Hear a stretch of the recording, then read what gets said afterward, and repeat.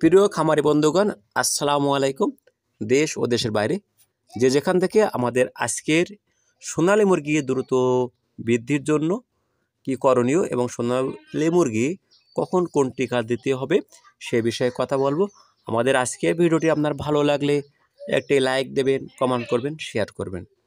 প্রিয় বন্ধুগণ, তার নয় দেরি, আসুন আমরা মূল আলোচনাতে ফিরে আসি।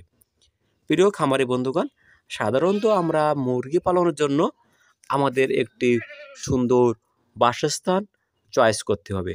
অবশ্যই সুন্দর বাসস্থানের জন্য পূর্ব পশ্চিম লম্বা হতে হবে, দক্ষিণে সদর হতে হবে এবং আমাদের যেখানে মুরগির বাচ্চা উঠাবো সেখানে ভালো করে জীবাণুমুক্ত স্প্রে দিয়ে দিতে হবে। টিমসেন স্প্রে 1 গ্রাম ঔষধ 1 লিটার পানি দিয়ে পুরো ঘরটা বা ব্রুডিং জায়গাটি স্প্রে দিয়ে নেব। তারপরে আমরা প্রথম যেদিন মুরগির বাচ্চাটি ব্রুডিং করব সেইখানে আমরা কাগজের পেপার দিয়ে দেব, তার উপরে হবার দেব এবং লাইটিং দেব। এবং যখন আমরা তাকে তাপ দেব তখন যদি দেখি যে এই বাচ্চাগুলো দূরে দূরে ঘুরছে তখন বুঝতে হবে হিট বেশি হয়ে যাচ্ছে, এবং বাচ্চাগুলো যদি লাইটের কাছে আসে বা দলবদ্ধ থাকে তখন বুঝতে হবে ঠান্ডা লাগছে, এখন তাপ বাড়াতে হবে।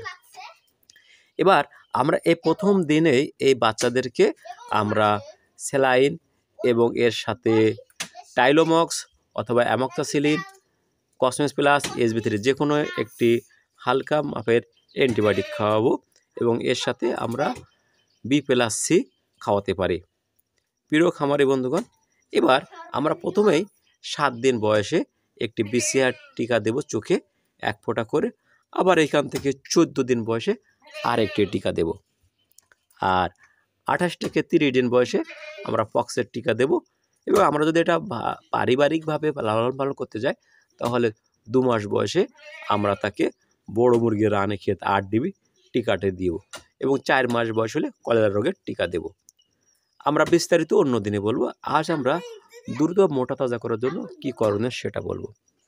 প্রথমত হলো, যখন আমরা এই 1 থেকে 7 দিন বয়সে ব্রুডিং অবস্থায় আমরা দেখব তার পায়খানা সর্দি কোনো কিছু তারতম্য দেখা দিচ্ছে না। যদি পায়খানা ও সর্দি কিছু দেখা দেয় তাহলে আমার অবস্থা বুঝে হালকা একটি ঔষধ খাওয়াতে পারে। সেগুলো আমরা উপজেলা প্রাণী সম্পদ অফিসের পরামর্শ নিয়ে করতে হবে।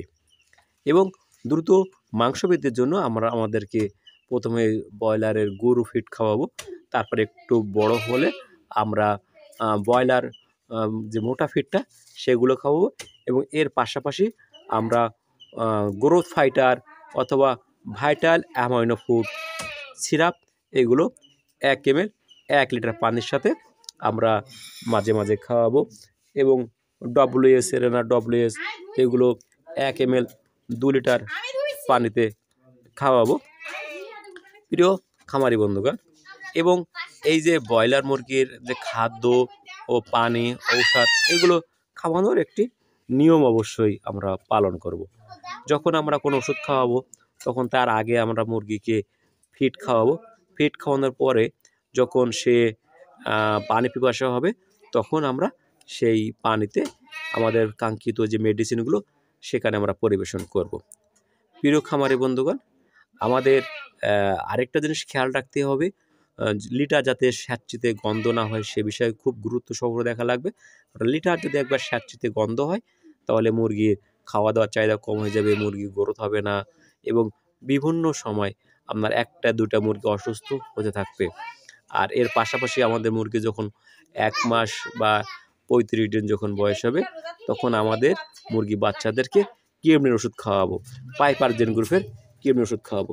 এর পাশাপাশি আমরা যেদিন কৃমি ওষুধ খাওয়াবো তারপরে আমরা একটি লিভার টনিক খাওয়াবো, ভাইটাল অ্যামাইনো ফুড আমরা যখন বলেছিলাম যেমন ভিটামিন, আমরা লিভার টনিক খাবো, রেস্টোলিভ অথবা হচ্ছে ডিলিভ ভেট অথবা লিভাভিট যে কোনো একটি লিভার টনিক খাওয়াবো। এটা 1 থেকে 3 দিন।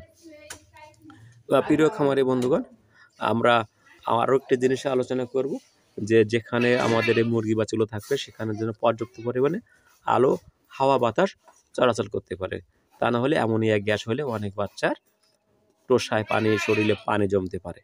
এজন্য আমাদের এই মুরগি বাচ্চাদেরকে সুস্থ পরিবেশে রাখতে হলে অবশ্যই আমাদেরকে উন্মুক্ত আলো বাতাসের সুব্যবস্থা থাকা লাগবে। আরেকটা জিনিস আমাদের বলবো যে এই যে বাচ্চা যখন ঠোকাঠুকি করে, খাদ্য ছড়ায়, তখন আমরা কি করব, এর ঠোঁট কেটে দেব। ঠোঁট কাটা আমরা দুইভাবে করতে পারি। একটা হলো সরাসরি অস্ত্র দিয়ে কাটতে পারি, অথবা হিটার দিয়ে গরম করে কাটতে পারি। আমাদের আজকের এই ভিডিওটি আপনার ভালো লাগলে লাইক দেবেন, কমেন্ট করবেন, শেয়ার দেবেন।